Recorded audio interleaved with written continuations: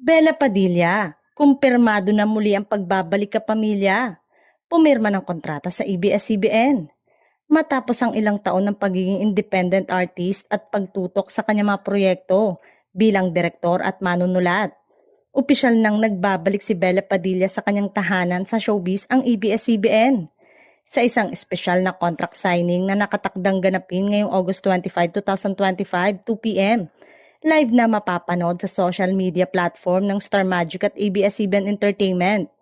Formal na pipirma si Bella upang muling maging bahagi ng Kapamilya Network.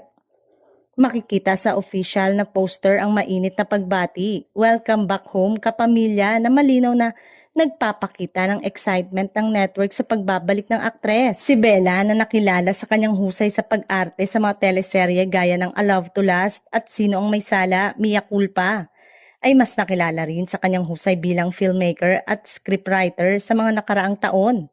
Sa kanyang pagbabalik, inaasahan ng mga fans na muli siyang masisilayan sa malalaking teleserye at pelikula ng ABS-CBN. Marami na rin ang umaabang kung makikipag-collaborate siya sa mga top kapamilya stars tulad ni Catherine Bernardo, Daniel Padilla at Joshua Garcia. Gayun din kung magkakaroon siya ng mga bagong proyekto bilang direktor sa ilalim ng Kapamilya banner.